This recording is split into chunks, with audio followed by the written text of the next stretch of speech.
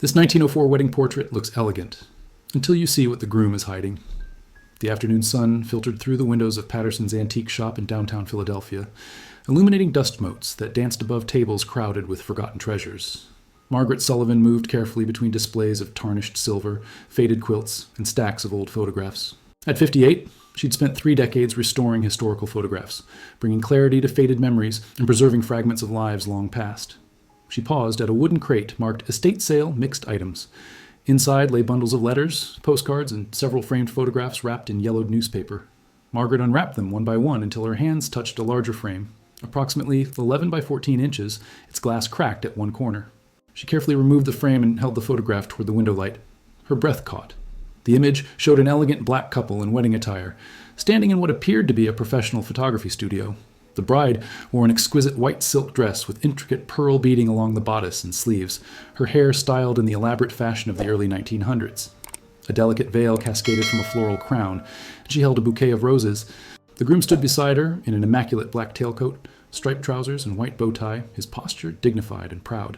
Behind them hung elegant drapes, and to their right stood an ornate gilded mirror, its baroque frame catching the studio lights.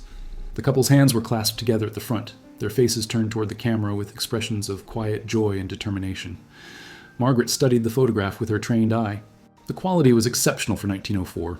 Sharp focus, professional lighting, careful composition. Whoever had photographed this couple understood their craft and had treated their subjects with respect and artistry. For a black couple to afford such elaborate wedding attire and professional photography in that era spoke of success, education, and courage. Yet something about the image unsettled her. Perhaps it was the tension she detected in their shoulders, or the way their smiles seemed to hold more than simple wedding joy. There was defiance in their eyes, determination in their stance. She turned the photograph over. On the backing board, written in careful script, Jonathan and Clara, August 15th, 1904, Philadelphia. Below that, in different handwriting, they survived. Margaret felt a chill run through her. What did they survive? She looked at the photograph again, sensing there was more to this image than a simple wedding portrait. Something hidden, something the camera had captured that required closer examination. "How much for this?" she asked the shop owner, already knowing she had to have it. Margaret's restoration studio occupied the second floor of a narrow brick building in the historic district, its north-facing windows providing perfect natural light. She carried the photograph directly to her examination table, carefully removing it from the damaged frame and assessing its condition. The print itself was remarkably well preserved despite the cracked glass. The original photographer had used high-quality materials. Margaret set up her professional lighting system, positioning adjustable lamps at precise angles to eliminate glare and reveal every detail the photograph held. She began with a standard visual examination, using her magnifying loupe to study the couple's faces, their clothing, the studio backdrop. Jonathan appeared to be in his early 30s, his features strong and intelligent, his grooming impeccable.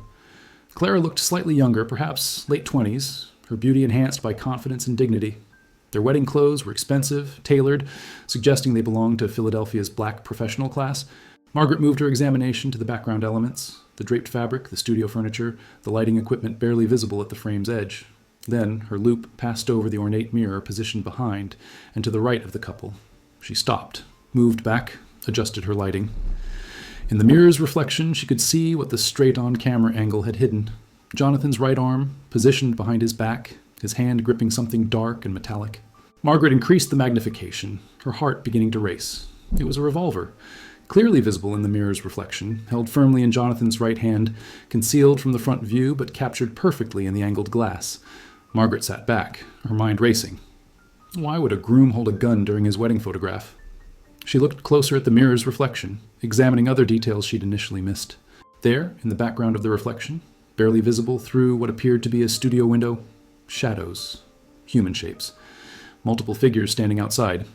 She adjusted her lighting again, this time using oblique illumination to enhance contrast. The shapes became clearer, men at least 5 or 6, visible through the window in the mirror's reflection. One appeared to be holding something long, a torch. Another's posture suggested aggression, menace. Margaret's hands trembled slightly as she reached for her camera to document what she was seeing. This wasn't just a wedding portrait. This was a photograph taken under threat, a couple posing for their wedding picture while danger literally waited outside, while the groom held a weapon behind his back, prepared to defend his bride and himself. She photographed every detail, then returned to the inscription on the back. They survived. The words took on new, urgent meaning. Survived what? The wedding day itself? An attack? She looked at the date again. August 15th, 1904.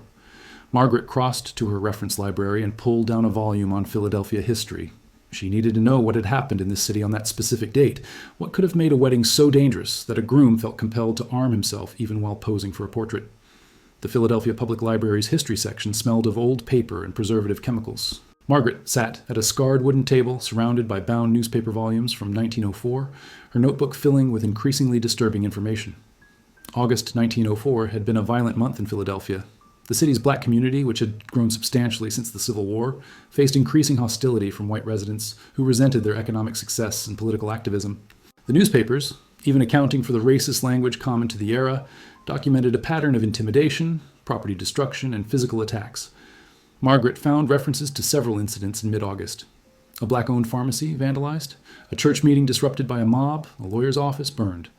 The black newspapers of the period, which she found in a separate archive, told fuller stories that the white press had minimized or ignored entirely.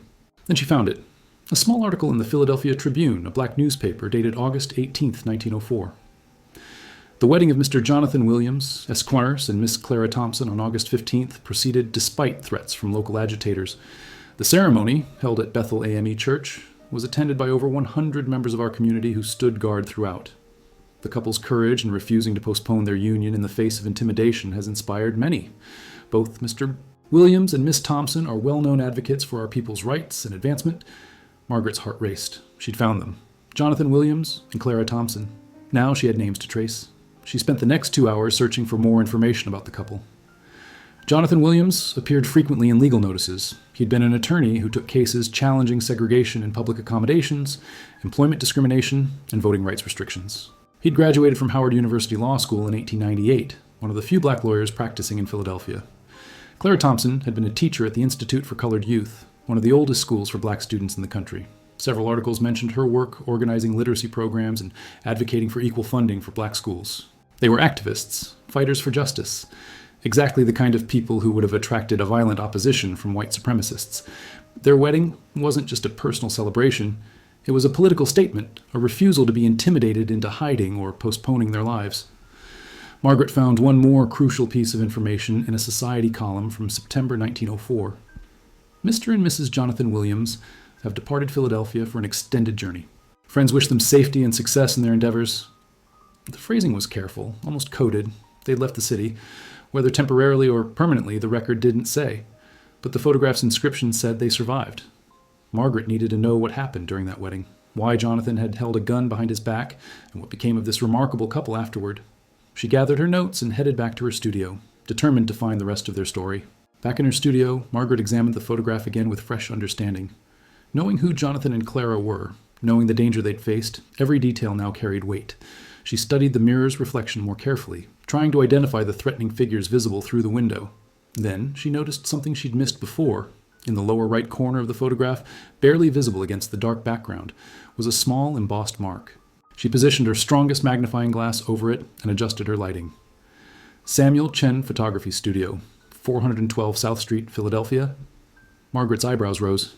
Chen, an Asian photographer in 1904 Philadelphia. That was unusual enough to be traceable. She made a note to research the studio's history, but first she wanted to examine every detail the photograph held. She created a series of high-resolution photographs of different sections, particularly the mirror's reflection. Using careful lighting and her professional camera, she documented the gun in Jonathan's hand, the threatening figures outside the window, and every visible detail of the couple's expressions. Under extreme magnification, she could see the tension in Jonathan's jaw, the way his left hand gripped Clara's with protective intensity. Clara's smile, which appeared serene at normal viewing distance, showed signs of strain around her eyes.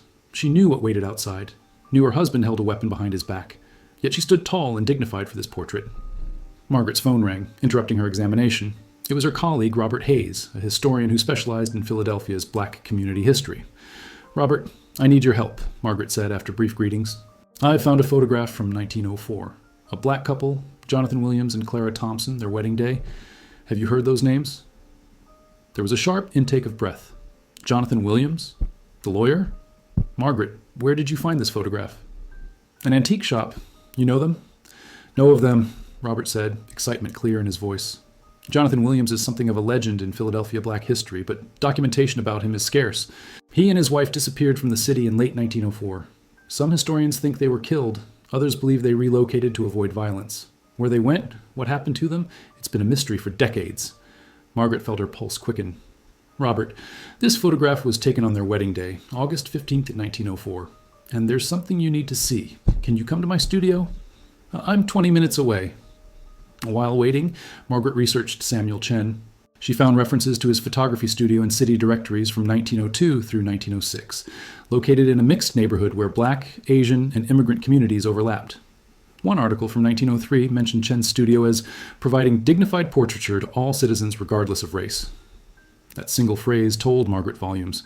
In an era of rigid segregation, Chen had explicitly served clients others refused.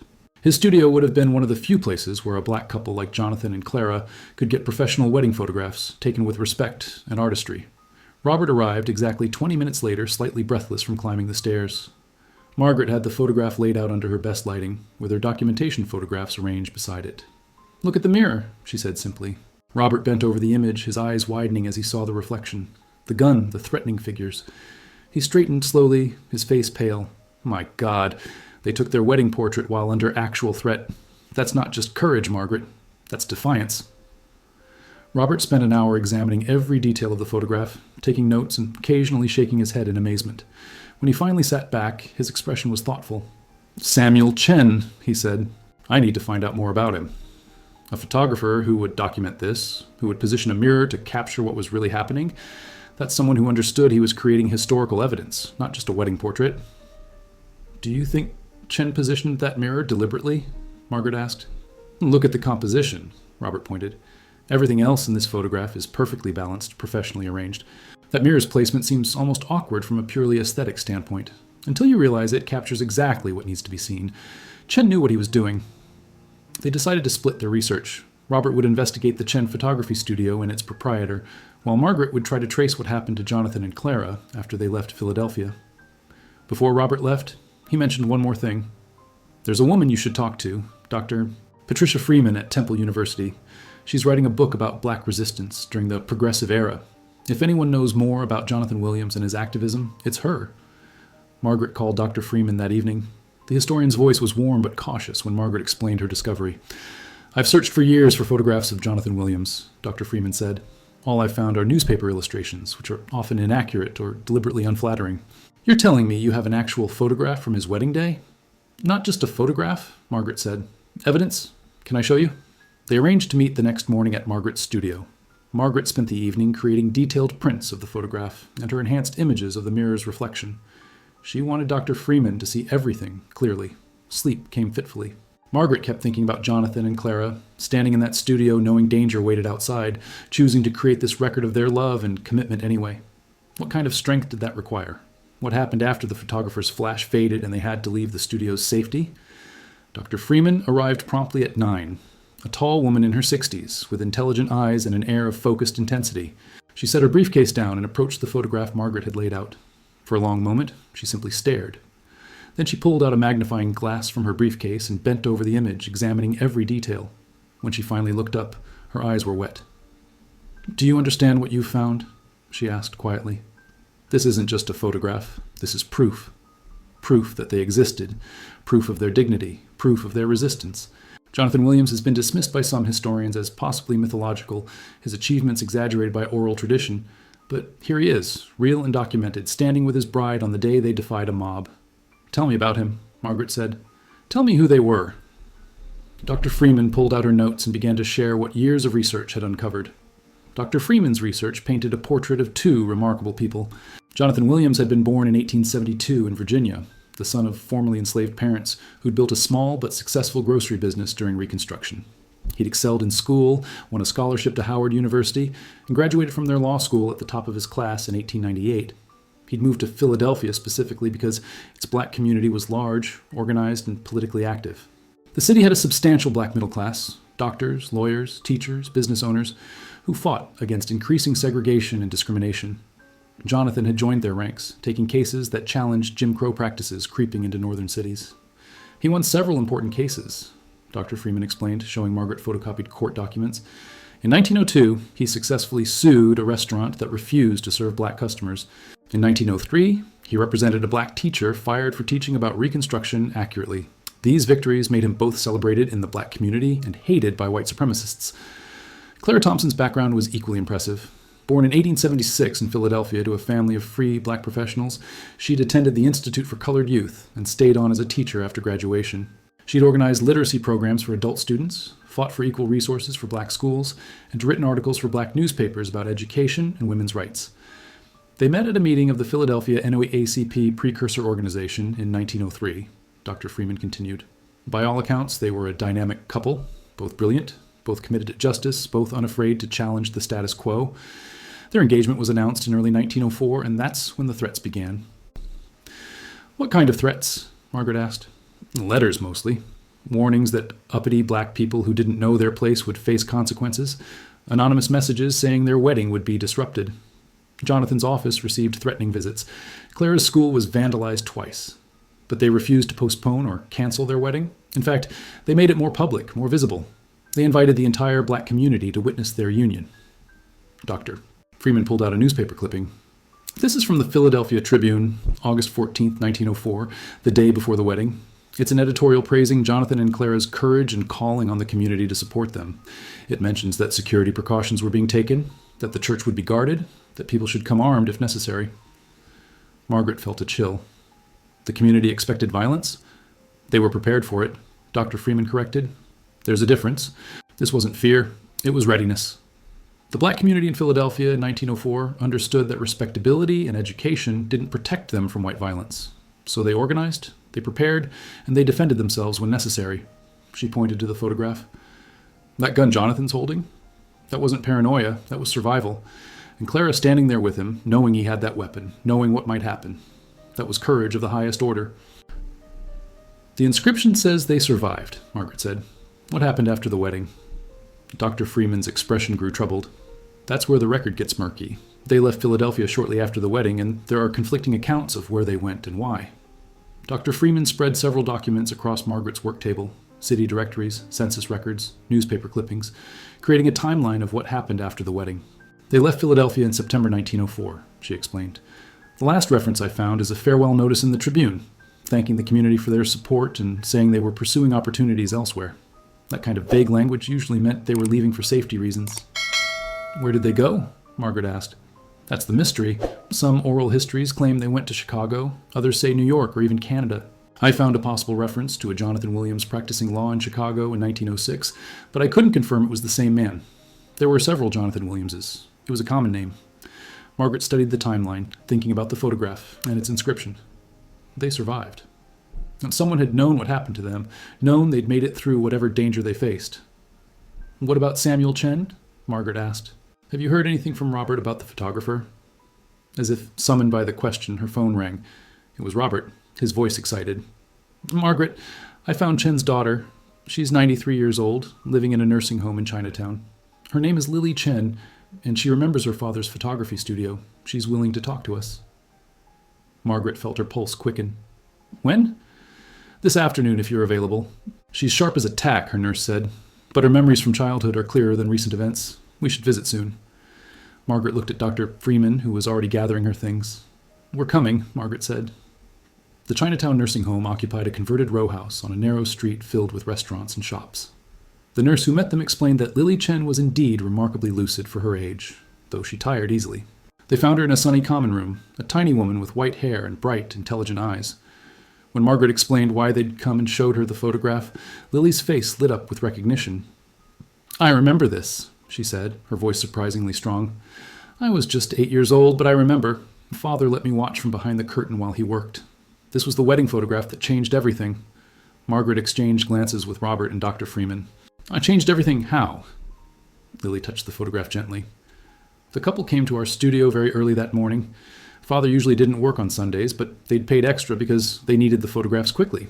They said their wedding was that afternoon, and they wanted the portraits before the ceremony. Before? Margaret asked, surprised. They told Father there might be trouble, that they wanted to make sure they had proper wedding photographs, even if something went wrong. Father understood. He'd faced discrimination himself, knew what it meant to live with threats. So he agreed. Lily pointed to the mirror in the photograph. Father positioned that mirror deliberately. I heard him explain it to the groom. He said, "I will photograph what you show the world, but I will also document the truth." The groom understood. He said, "Good. People should know we stood strong even when we had to stand armed." Margaret leaned forward. "What happened after he took the photograph?" Lily's expression grew serious. "They left to get married. But that evening, very late, they came back."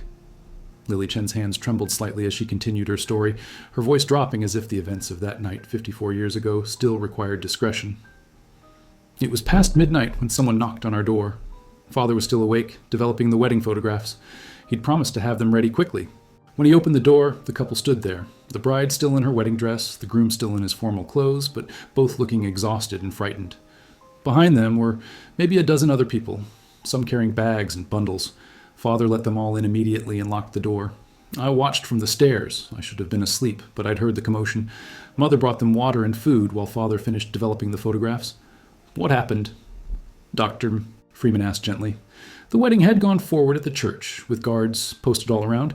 But afterward, when they left for the reception, a mob was waiting. Not just a few men, dozens, maybe over 100. The community had expected trouble and came armed, and there was a standoff. No shots were fired, but it was close. The police eventually dispersed the crowd, but it was clear Jonathan and Clara couldn't stay in Philadelphia." Lily paused, gathering her memories. Father's studio had a basement connected to the old Underground Railroad tunnels. Many buildings in that neighborhood did. People had hidden escaped slaves there before the Civil War. Father told them they could hide there until arrangements were made to get them out of the city safely. Margaret felt chills run down her spine. The Underground Railroad tunnels, used to save people fleeing slavery, were being used again 40 years later to protect black people from white violence. "They stayed in our basement for 3 days," Lily continued. "Father brought them food and newspapers. Other people from their community came through the tunnels at night to visit, bringing money, documents, addresses of safe places in other cities. I remember the bride thanking my father for the photographs, saying they were proof that their love was stronger than hate." "Where did they go?" Robert asked. "Father arranged for them to travel with a Chinese merchant who was going to Chicago. This was before the Immigration Act restrictions tightened even more against Chinese people, and Father knew merchants who moved between cities. Jonathan and Clara left Philadelphia hidden in a cargo wagon, dressed in workers' clothes. Father said they were going to start over somewhere they could continue their work, but with less immediate danger." Lily reached into her pocket and pulled out a small, worn leather notebook. Father kept notes on his most important clients. He said some photographs were historical documents, not just portraits. I saved this after he died in 1952. She opened the notebook to a page marked with ribbon. There, in careful handwriting, was an entry: Jonathan Williams and Clara Thompson. Wedding portrait, August 15th, 1904. Subjects faced mob violence but stood with dignity. Photograph documents both their love and their resistance. They departed Philadelphia August 18th for Chicago, Illinois, accompanied by letters of introduction to Chicago NAACP contacts. May they find safety and continue their important work. Prints delivered before departure. Additional prints retained for historical record. Below that was an address: C.O. Robert Abbott, Chicago Defender newspaper. Margaret's hands shook as she photographed the notebook page. Robert Abbott had founded the Chicago Defender, one of the most influential black newspapers in American history. If Jonathan and Clara had gone to Chicago with an introduction to Abbott, there might be records, articles, documentation. "Did your father ever hear from them again?" Dr. Freeman asked. Lily smiled. "One letter about 6 months later. I don't have it anymore. It was lost in a fire years ago. But I remember Father reading it aloud to Mother. They said they were safe, working, and grateful. They signed it, 'The couple who survived.' That's why Father wrote that inscription on the back of the photograph, to remind himself that courage could triumph over hate." Armed with Robert Abbott's name and the Chicago Defender connection, Margaret, Robert, and Dr. Freeman launched into research with renewed energy. Dr. Freeman had colleagues at the University of Chicago who could access the Defender's archives, while Robert contacted historical societies on Chicago's South Side, where Jonathan and Clara would likely have lived. 2 weeks later, they reconvened at Margaret's studio with remarkable findings. Dr. Freeman arrived with a folder thick with photocopied newspaper articles. "I found them," she said, spreading the papers across the table. "Jonathan Williams appears in the Chicago Defender starting in 1905. He's listed as an attorney handling civil rights cases, working with the city's black legal community. And Clara, she taught at Wendell Phillips High School and organized adult education programs. The articles painted a picture of a couple who'd rebuilt their lives and continued their activism, but more quietly, more strategically. Jonathan took cases challenging housing discrimination and employment barriers. Clara wrote articles about education and helped establish libraries in black neighborhoods. They'd learned to work within systems while still pushing for change. But here's what's most remarkable, Dr. Freeman continued, pulling out a specific article from 1920. This is an interview with Jonathan, published on the 16th anniversary of his wedding. Listen to this. When asked about his long marriage and partnership with his wife Clara, Mr. Williams reflected on their wedding day in Philadelphia, August 15th, 1904. We stood for our photograph that morning knowing violence awaited us, but we smiled anyway. We refused to let hate steal our joy or dim our determination. That photograph, wherever it now rests, represents more than our marriage. It represents our people's refusal to be intimidated into invisibility. Margaret felt tears sting her eyes. Jonathan had remembered. The photograph had meant to him exactly what she'd sensed. Evidence, testimony, resistance. Robert had found census records and city directories. They lived in Chicago's Bronzeville neighborhood from 1905 through at least 1940, when the trail goes cold. They had 2 children, a son born in 1906 and a daughter in 1908. The son became a doctor, the daughter a social worker. The family was active in the NAACP, the Urban League, and various civil rights organizations. When did they die? Margaret asked quietly. Jonathan died in 1941. Obituary says heart failure. He was 69. Clara lived until 1948. She was 72. Both obituaries mention their pioneering civil rights work in both Philadelphia and Chicago, but neither obituary mentions the circumstances that drove them from Philadelphia or the courage they showed at their wedding. Dr. Freeman looked at the photograph with new appreciation.